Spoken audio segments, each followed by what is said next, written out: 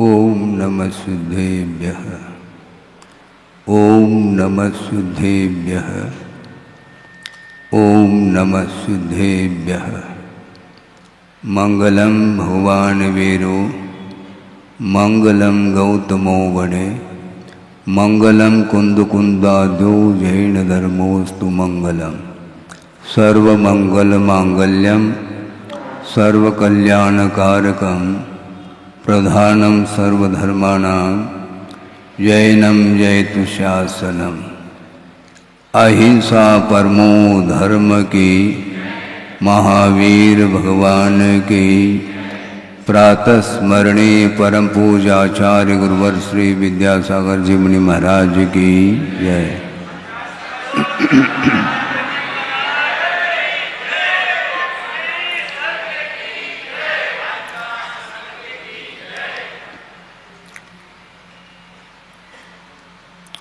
ब्रह्मचारी जी इस तरह बैठे।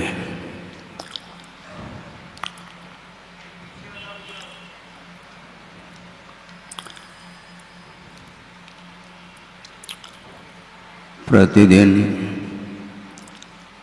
आपके सामने आगम के आधार से प्रसंग बनाते हुए विभिन्न विषयों पर विचार रखा जा रहा है और इस आगम का अंत नहीं है। इसलिए आगम का अंत नहीं ऐसा कहा जा रहा है। हालांकि वह द्रव्यागम शब्दात्मक होता है और शब्द संख्यात होते हैं और पदार्थ अनंतात्मक होता है और उसको प्रोरूपित करने के लिए आगम सक्षम होता है। किसी विवक्षा को लेकर के ये चर्चा आपके सामने रखी जा रही है क्योंकि आगमकारों ने बहुत सूक्ष्मतम पदार्थ का विश्लेषण किया है, उस ओर शायद ही किसी की दृष्टि जाती हो। दिव्य ध्वनि है, यह दिव्य ध्वनि शब्दात्मक होती है और शब्दों के माध्यम से वह वस्तु तत्व की प्ररूपणा वह दिव्य ध्वनि कर रही है। किंतु ये ध्यान रखें, केवल ज्ञान का विषय जो होता है वह अनंतात्मक होता है। केवल ज्ञान क्षय ज्ञान माना जाता है। मूर्ता चेतना चेतनात्मक पदार्थ को जानने की क्षमता उसके अंदर है और इतना ही नहीं, उस द्रव्यगत जितने भी अनंतानंत गुण हैं उनकी जो अवस्थाएं हैं उन सबको एक साथ और एक समय में क्रम नहीं, वह क्षय ज्ञान क्रमिक नहीं होता, वह अक्रम जान लेता है। कोई भी केवल ज्ञान उत्पन्न होने के समय पे जो पदार्थ उनके केवल ज्ञान का विषय बन रहा है अनंतर समय में उन्हीं पदार्थों को वो जान रहे हैं। उनके लिए कोई नया नहीं है, कोई ऐसा पदार्थ अवशिष्ट नहीं रहता जो ज्ञेय के रूप में हो, किंतु प्रत्येक समय उन्हीं पदार्थों को वो जानते हैं जिसको जान चुके हैं। क्योंकि अति समयवर्ती अनंत अवस्थाएं व्यतीत हो चुकी हैं, उनको भी और अनागत यानी भविष्यत में जितने भी पर्याय उत्पन्न होंगी उन सब को वो केवल ज्ञान के माध्यम से जान रहे हैं। इसलिए एक समय में उन्हें ज्ञान उत्पन्न हुआ, मात्र रिपीट हो रहा है, पुनरावृत्ति हो रही है, क्योंकि वह अक्रम ज्ञान माना जाता है। किंतु केवल ज्ञान होने के पूर्व में जो ज्ञान की परिणति है वह क्रमिक परिणति है। क्रम क्रम से पदार्थ को हम जानते हैं। समझने के लिए आपके पीठ के पीछे कोई पदार्थ है, उसका बोध आपको हो रहा है क्या? नहीं हो सकता, क्योंकि वह सामने नहीं है। आजू बाजू और ऊपर ये जितनी भी दिशाएं हैं, उन दिशाओं में बहुत सारे पदार्थ उपस्थित हैं, किंतु उसका बोध छद्मस्त अवस्था में नहीं हो पाता। आपके पास कितनी आंखें हैं? 2 है ना। दोनों आंखों के माध्यम से विपरीत दिशा में उपस्थित जो पदार्थ हैं उनको आप जान सकते हैं एक साथ। इधर देखेंगे तो एक आंख के द्वारा नहीं देखते, किंतु ये आंख सपोर्ट दे देता है, यूं कर देते हैं, और एंगल को भी घुमाना पड़ता है। ये छद्मस्त की परिणति है। आप किताब खोल करके पढ़ रहे हैं, आपकी दृष्टि उस ग्रंथ में है, और ग्रंथ में कितनी लाइन है ये भी आपको ज्ञात है, किंतु क्रम से गिनना पड़ेगा। और पढ़ते समय एक अक्षर की ओर जिस समय आपका उपयोग रहता है, वो समय अन्य जितने भी उत्तरवर्ती जो अक्षर हैं उस ओर आपकी दृष्टि, आपका उपयोग नहीं रहता है। किंतु महसूस करते हैं आप बहुत स्पीड से बोल रहे हैं अथवा पढ़ रहे होते हैं, क्योंकि यह प्रशिक्षण का प्रभाव है। प्राथमिक भूमिका में छात्र जो पहली कक्षा का है अथवा उसके नीचे भी जो भूमिकाएं हो सकती हैं, तो उस कक्षा में वह पढ़ता है, वो जिसको वर्ण वाला बोलते हैं, तो एक एक अक्षर का ज्ञान उसे कराया जा रहा है क्रम क्रम से। ककड़ी का क, और वो ककड़ी और लिखना पड़ेगा ताकि उसके माध्यम से उसको बोध हो सके। तो इस प्रकार कोई न कोई सपोर्ट के लिए विषय दिया जाता है। सचित्र भी पढ़ाई होती है, तो ये क्रमिक ये पढ़ाई माने चाहिए। ज्ञान जो हो रहा है छद्मस्त अवस्था में वो क्रमशः होता है।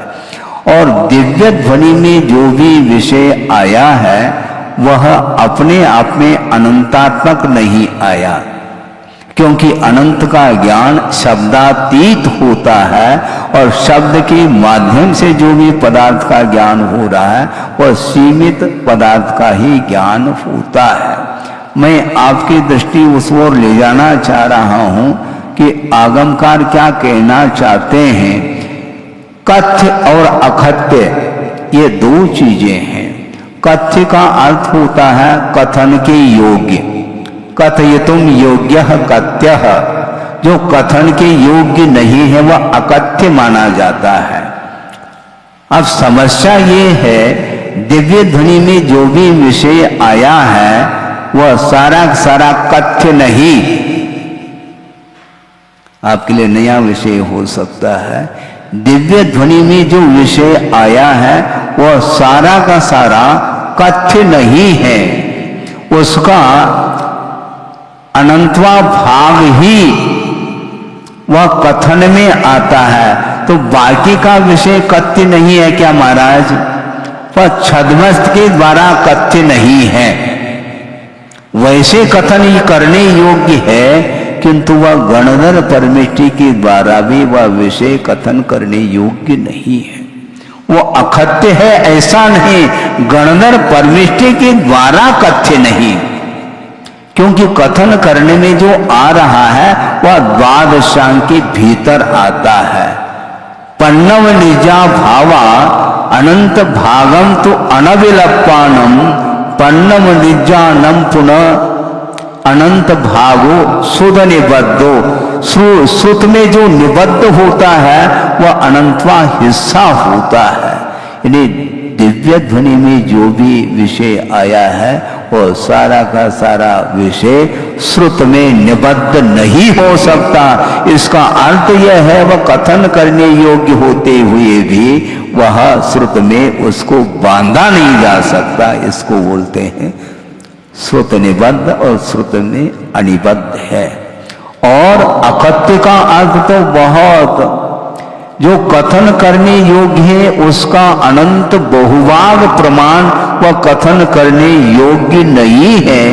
इसलिए गुरुदेव ने एक बार कहा था कि गणधर परमेष्टि को भी जिज्ञासा होती है। ध्यान रखो, सुन रहे हैं आप? मध्याह्न में जिज्ञासा समाधान आप करने के लिए हम बैठ रहे हैं, हम समाधान दे रहे हैं और आप जिज्ञासा रख रहे हैं।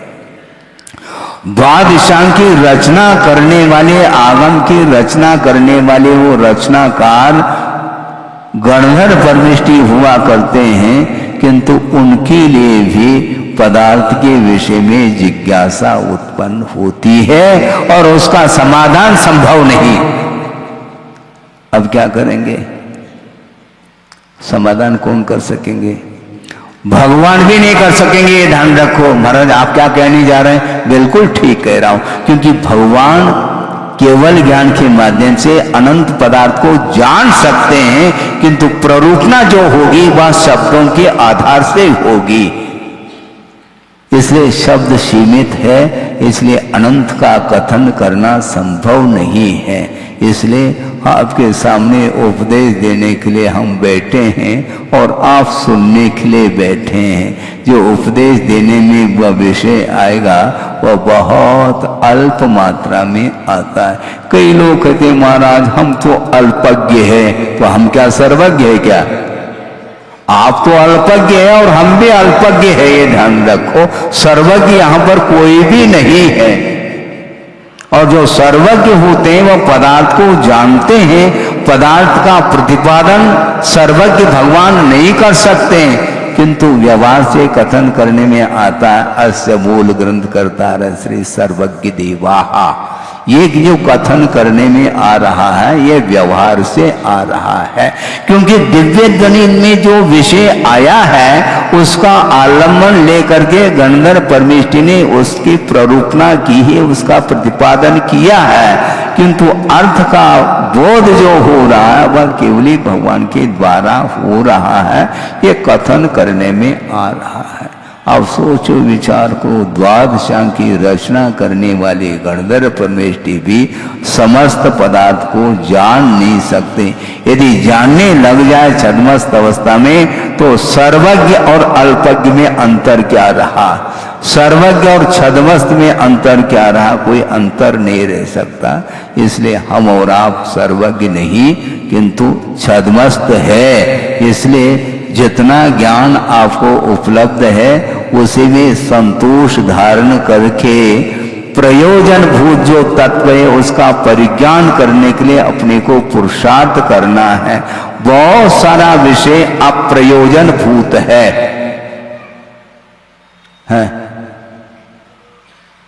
सबको क्षोभम हो सकता है क्या? नहीं हो सकता है। और उसके क्षोभम नहीं होने से हमारा कोई मोक्ष मार्ग अवरुद्ध हो रहा है ऐसा है नहीं है? आपके सामने स्वर्ग का दृश्य देखने में आ रहा है? बोलो, स्वर्ग आप देख रहे हैं क्या? यहां पर स्वर्ग की परिकल्पना करना अलग वस्तु, किंतु स्वर्ग का वह परिदृश्य आपके सामने नहीं आ सकता, किंतु वह श्रद्धा का विषय बनता है। इसी प्रकार नरकी दृश्य आपके सामने नहीं आ सकता, वह भी श्रद्धा का विषय बनता है। मध्य लोक में असंख्यात द्वीप और समुद्र है जो कि एक दूसरे को परिवेष्टित होते हुए एक राजू प्रमाण स्थान में वो फैले हुए हैं। कितने हैं वो द्वीप समुद्र? असंख्यात है। अब रिपीट होता चला जाएगा। उनके जो नाम हैं वह रिपीट होंगे, पुनरावृत्ति होगी, क्योंकि शब्द संख्यात है और द्वीप और समुद्र असंख्यात है। तो जम्बू द्वीप के नाम से कई द्वीप होंगे, जबकि समस्त द्वीप और समुद्र के बीच में वह जम्बू द्वीप है। उसी नाम राशि को लेकर के कई द्वीप रहेंगे। लवण समुद्र के नाम को लेकर के कई समुद्र रहेंगे। इसलिए शब्द संख्यात है और वह द्वीप और समुद्र असंख्यात है, ये कहा जा रहा है। इसलिए वस्तुतः जब असंख्यात पकड़ में नहीं आ रहा है तो अनंतात्मक वस्तु पकड़ में कैसे आ सकती है। इसलिए अपने को श्रद्धा का विषय बनाना है, क्योंकि सर्वज्ञ भगवान कभी भी अन्यथावादी नहीं होते। उन्होंने जो कहा है वह वज्र की लकीर है, ऐसा मान करके श्रद्धा करना चाहिए। हम कैसे करेंगे महाराज? करना तो आप ही को है?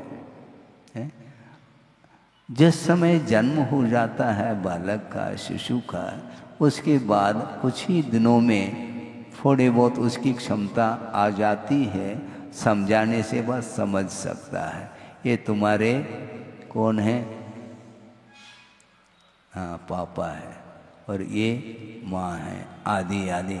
और मान लो आपने कहा है ये तुम्हारे पिताजी है, और मान लो वस्तुतः वह नहीं है, तो वो स्वीकार कर लेता है, क्योंकि उसको जानकारी है ही नहीं, इसलिए वह विश्वास करता है ये तुम्हारे पिताजी है, ये तुम्हारे भाई है, ये माँ है, ये बहन है। किंतु उसको कोई भी जानकारी, अधिकृत जानकारी नहीं, किंतु वह आपके ऊपर श्रद्धा करता है, विश्वास करता है, और बुलाने से आपके पास वह आता है। और हो सकता है आप पिताजी ना हो तो अब भी बुलाने से वह आता है, क्योंकि आपने सिखाया है ये पिताजी है। तो जैसे सिखाते हैं वैसे सीखा करो, प्रश्न ज़्यादा न किया करो।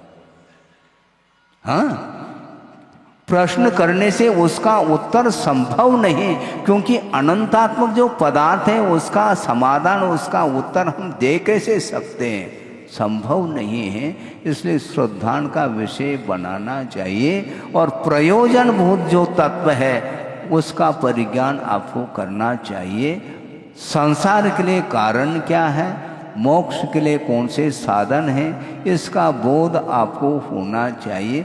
और इसका बोध कराने के लिए चातुर्मास की भी कोई आवश्यकता नहीं है, ध्यान रखो। महाराज ऐसा मत कहो आप ऐसा मत कहो, क्या कहूँ मैं, क्योंकि चतुर्मास में भी वह विषय समाप्त नहीं होगा। कई चतुर्मास कर लो, उसके बाद भी विषय का अंत नहीं आ सकता है। इसलिए प्रयोजन भूत तत्व को फोकस बनाना चाहिए। आत्म तत्व का परिज्ञान हो गया, और आत्म तत्व से पृथकभूत जो पदार्थ हैं उनका स्वरूप का परिज्ञान हो गया मोटे रूप से, तो बस हमारा मोक्ष मार्ग प्रारंभ हो जाएगा। श्रद्धा करना बहुत कठिन होता है। एक दूसरे के ऊपर विश्वास रखना बहुत कठिन होता है। वर्तमान में प्रत्येक व्यक्ति आसानी से एक दूसरे के ऊपर विश्वास नहीं करता। हम ये पूछना चाहते हैं, बालक आया है पिताजी के सामने और वह नोट का बंडल लाया है और दे देता है, पिताजी को विश्वास नहीं होता, वो गिन करके ले रहा है। क्या भरोसा, क्या भरोसा बालक के ऊपर, मतलब आपके अपने बालक के ऊपर भी विश्वास नहीं है, दूसरे के ऊपर विश्वास रखना तो बहुत दूर की बात है। मित्र के ऊपर भी विश्वास करना बहुत कठिन हो जाता है। और अनेक दूरवर्ती जो अड़ोस पड़ोस के लोग हैं उनके ऊपर विश्वास रखना अत्यंत कठिन होता है, किंतु क्योंकि उसमें संसार की वह दशा है, और संसार में विश्वास करना कैसा संभव है, क्योंकि उसकी परिणति स्थिर नहीं है।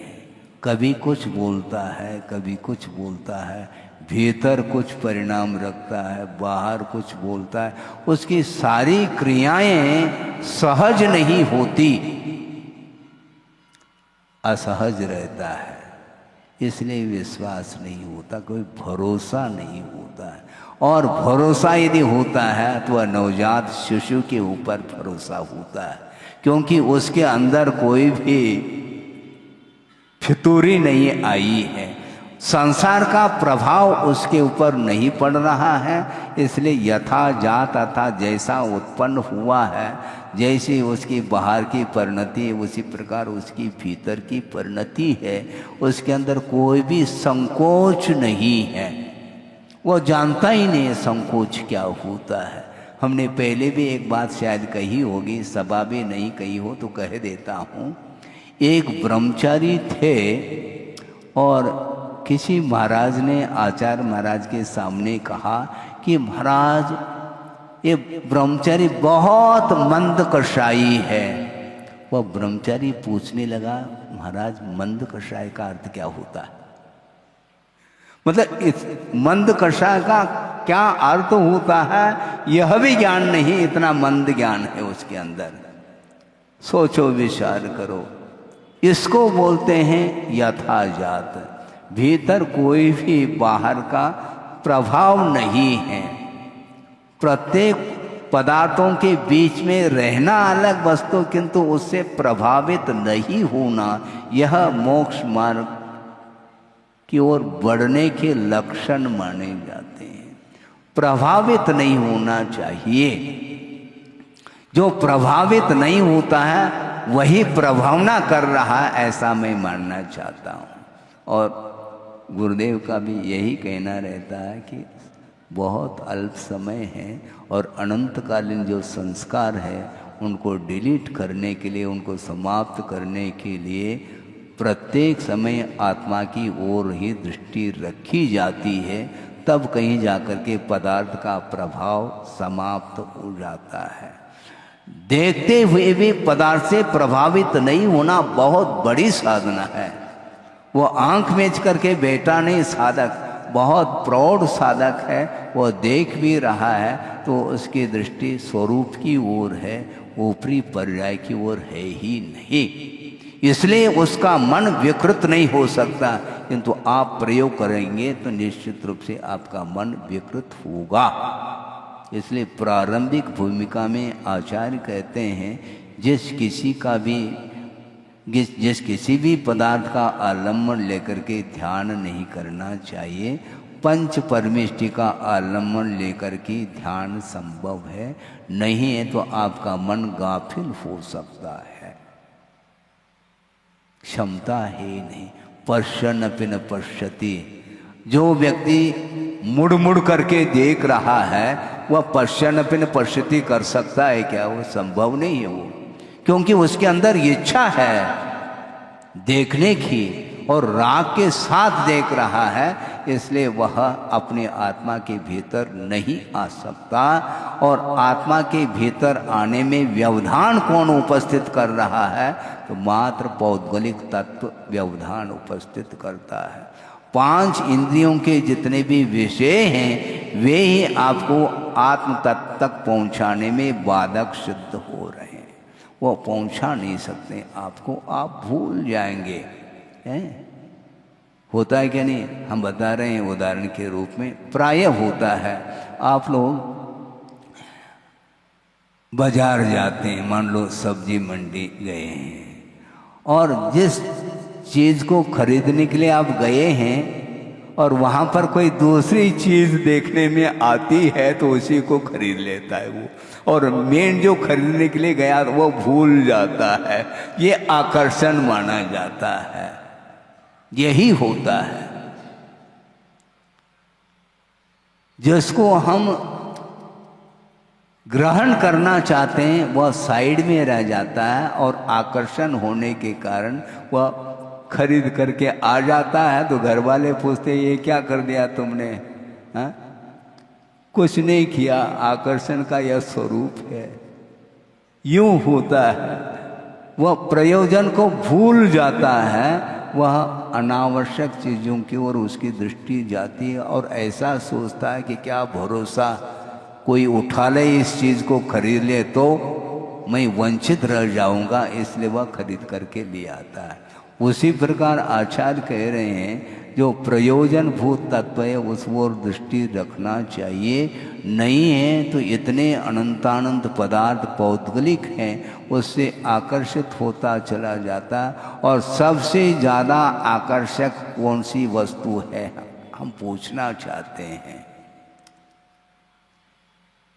पौद्गलिक जो पदार्थ हैं उसमें सबसे ज़्यादा आकर्षण का केंद्र कौन बन रहा है? शरीर बन रहा है। शरीर के प्रति यदि ममत्व भाव है तो शरीर का पोषण जिन वस्तुओं के द्वारा होता है उन वस्तुओं को वह ग्रहण करता है। लक्ष्य यह है कि शरीर का संपोषण करना है, शरीर को पुष्ट बनाना है। तो जिन वस्तुओं के द्वारा शरीर पुष्ट होता है उनको खरीदना प्रारंभ करता है और उसकी रक्षा भी करता है, क्योंकि शरीर की ओर दृष्टि उसकी हुई है। एक श्लोक आपके सामने रख रहा हूँ ताकि यह विषय और विस्तार को प्राप्त हो जाए। पूज्यपाद स्वामी ने ये दिया है, चाहे संभव है इष्टोपदेश अथवा समाधि तंत्र, दो ही तो अध्यात्म परक उनके ग्रंथ हैं।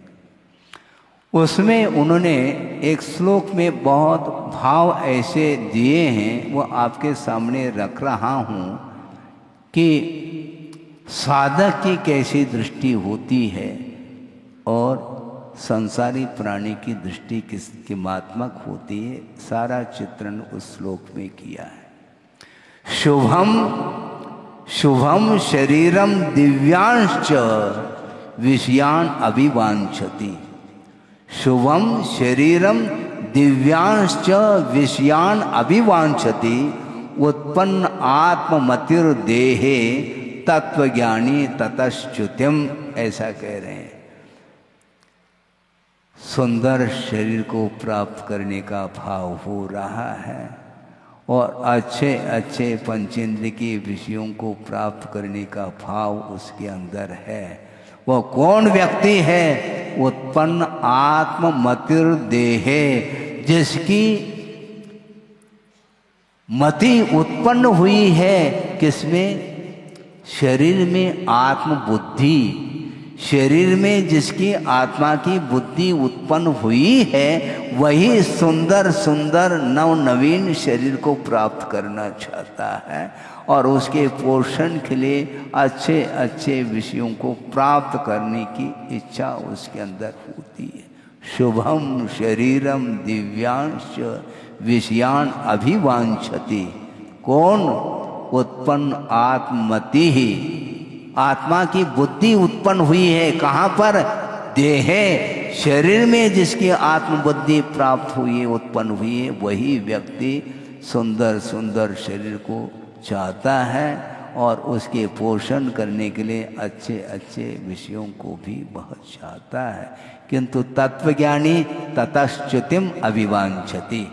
जो तत्वज्ञानी होता है वह सुंदर सुंदर न शरीर को प्राप्त करने की इच्छा रखता है, न उसके पोषण करने के लिए जो वैश्विक सामग्री है उसकी इच्छा रखता है। वह उससे मुक्त होना चाहता है। ततः च्युतिम अभिवांछति। कहा?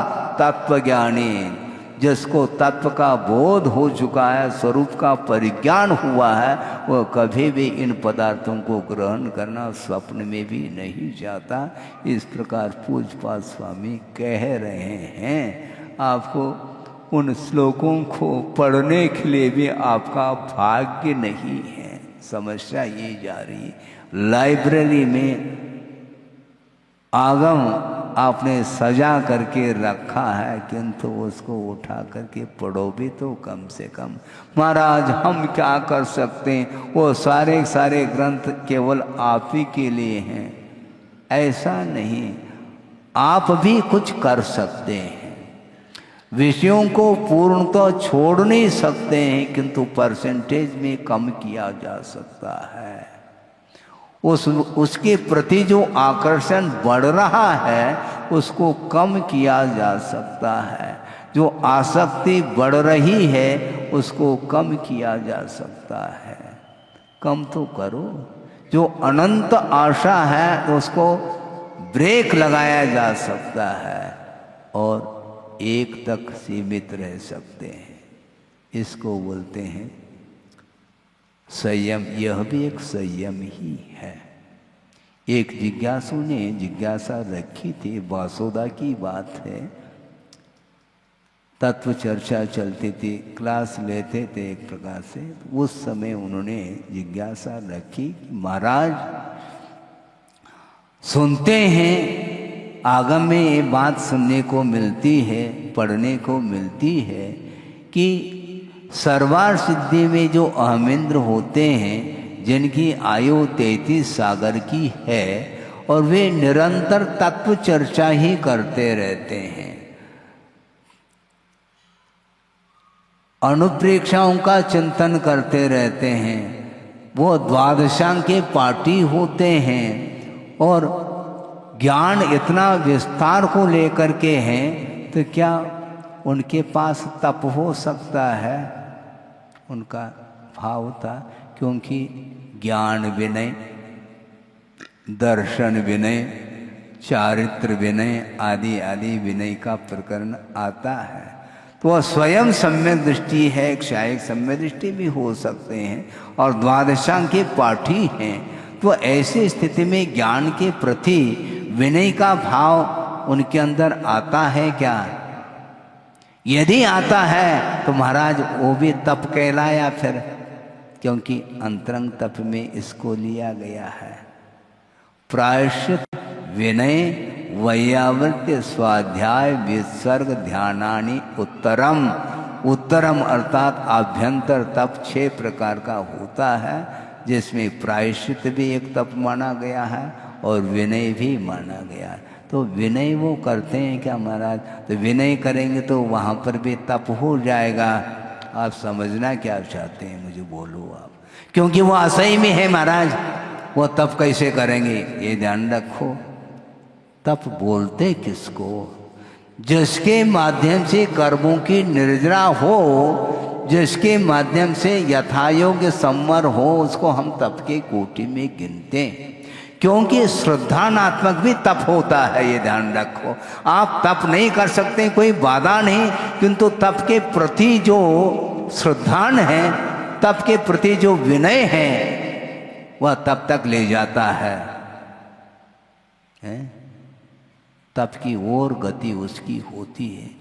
अविरत सम्य दृष्टि है, जिसने कोई भी तप को अंगीकार नहीं किया, संयम को अंगीकार नहीं किया, रत्नत्रय को अंगीकार नहीं किया, किंतु रत्नत्रय के प्रति जो गाढ़ आस्था है उसको कौन रोक सकता है? और आपकी आस्था है क्या? नहीं, बिल्कुल है। कोई तपस्वी आ जाए तो आप खड़े हो जाएंगे। आप तो तप कर रहे हैं क्या? तप तो कर नहीं रहे, किंतु तप का समर्थन, तप का आदर किया जा रहा है, तप का बहुमान किया जा रहा है। वस्तुतः वही आगे जाकर के तपस्वी बन सकता है, ऐसा उनको उत्तर दिया था और ये आगमिक उत्तर है।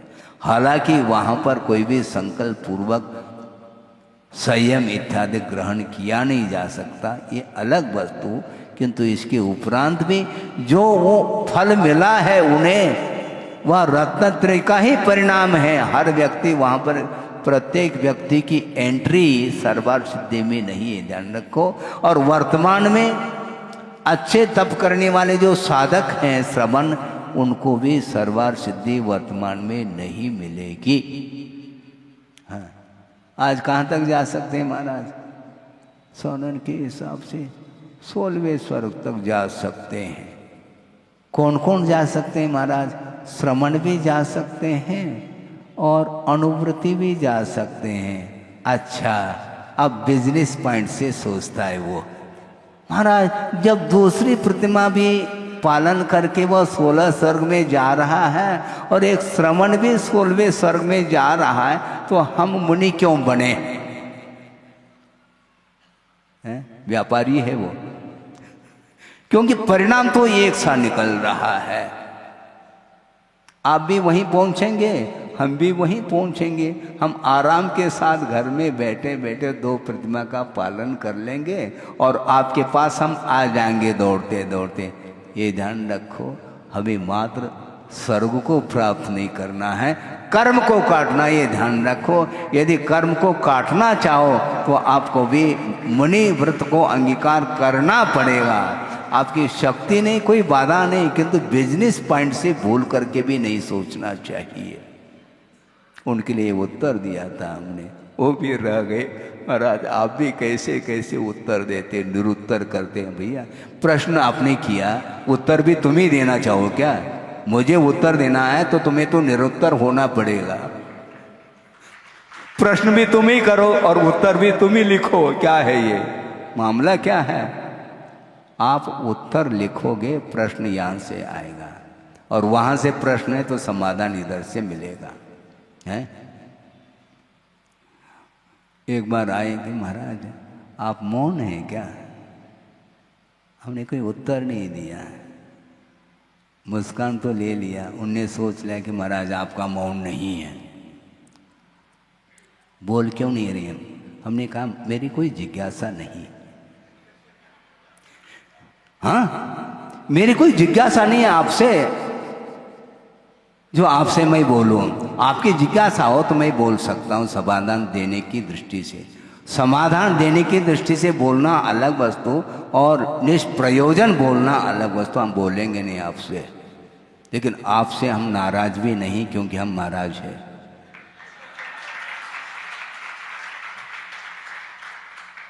यदि नाराज है तो फिर महाराज नहीं है, महाराज है तो नाराज नहीं। कई लोग कहते महाराज गलती हो गई, बहुत दिन हो गए महाराज। आप समझ रहे होंगे बहुत दिन का अर्थ क्या होता है, समझ रहे हैं? एक शोषम तगड़ा है आपका, बहुत दिन हो गए, अर्थात महाराज बहुत दिन से हम प्रतीक्षारत है, गंधोदक नहीं मिल रहा। हमने कहा कमंडल भरा हुआ चाहिए क्या? नहीं, ये ऐसा नहीं चाहिए महाराज, हम तो चौके में गंधोदक चाहते हैं। हाँ ये है, क्या है ये? मैं क्या कह रहा था? तो वो तो है कि वस्तुतः हाँ बिजनेस पॉइंट की बात आई थी, क्योंकि हम व्यापारी रहे नहीं थे। आप हो सकते हैं पूर्व में रह आए हों, इसलिए आपको याद आ गया जल्दी। बिल्कुल ठीक है, इसमें क्या दिक्कत है? वो बिल्कुल हंस रहे, उनको ज्ञात हो रहा है कि बिल्कुल ठीक कह रहे हैं महाराज। बिजनेस पॉइंट से सोचो नहीं, क्योंकि हमें स्वर्ग प्राप्त नहीं करना, हमें कर्म निर्जरा करनी है। कर्म निर्जरा के उद्देश्य से आप 2 प्रतिमा पालन कर लो अथवा 1 प्रतिमा पालन कर लो, अथवा सम्यक दर्शन को सुरक्षित रखो और स्वर्ग पहुंच जाओ, कोई बाधा नहीं हमें, क्योंकि हमें स्वर्ग हमारा लक्ष्य नहीं है। हमारा लक्ष्य क्या है? मोक्ष प्राप्त करना, और मोक्ष प्राप्त करने का लक्ष्य हमारा है तो निश्चित रूप से धर्म ध्यान की सामग्री का ही आलम्बन लिया जाएगा। जो व्यक्ति आर्थ ध्यान की सामग्री का आलम्बन ले रहा है और उस सामग्री के माध्यम से वह धर्म ध्यान करना चाहता है तो भूल जाओ आप, क्योंकि कारण के अनुरूप कार्य होता है। धर्म ध्यान की सामग्री के द्वारा धर्म ध्यान होगा, आर्थ ध्यान की सामग्री के द्वारा आर्थ ध्यान ही होगा। भले उसके स्तर अनेक प्रकार के हो, तारतम्य हो, ये बात अलग है, क्योंकि विषयों के माध्यम से कभी धर्म ध्यान नहीं हो सकता है।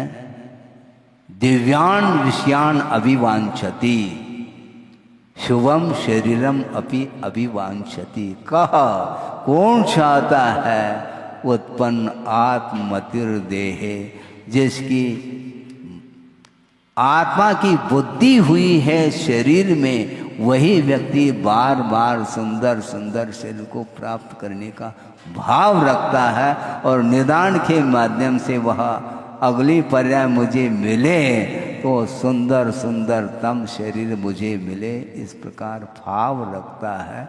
इसलिए इस प्रकार भाव रखने वाला जो व्यक्ति होता है उसको नवनवीन शरीर मिल सकता है, किंतु शरीरातीत जो अविनश्वर सुख है, क्षायिक सुख है, उससे वह वंचित रहता है बंधुओं। इसलिए पुद्गल पदार्थों को लेकर के जो आकर्षण बना हुआ है उसको समाप्त करना है, क्योंकि तत्व ज्ञानी तथा च्युतिम अभिवांछति, तत्व की ओर जिसकी दृष्टि जाती है उसको कुछ भी संसार में रुचता नहीं। वह हमेशा वह निरीता के साथ वैराग्य के साथ ही जीवन व्यतीत करता है, निरंतर वह अभीक्ष्ण संवेग में रहता है। संवेग अर्थात भीति, किससे? संसार से भीति। कई लोग नरक से डरते हैं। नरक से क्यों डरते हो तुम? नरक जाने की जो सामग्री है उससे डरो, पाप से डरो। पाप के फल से क्यों डरते हो तुम? पाप से डरना चाहिए, पाप भीरू होना चाहिए।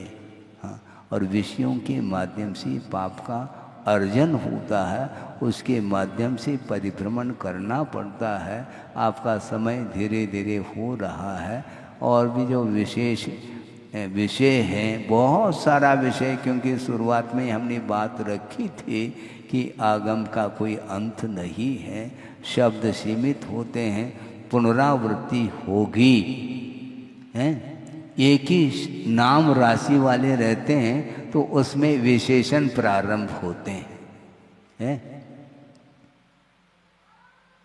विशेषण क्यों लगाए जाते हैं? क्योंकि दूसरे से अपने आप को पृथक सिद्ध करना है, तो वहां पर विशेषण चाहिए।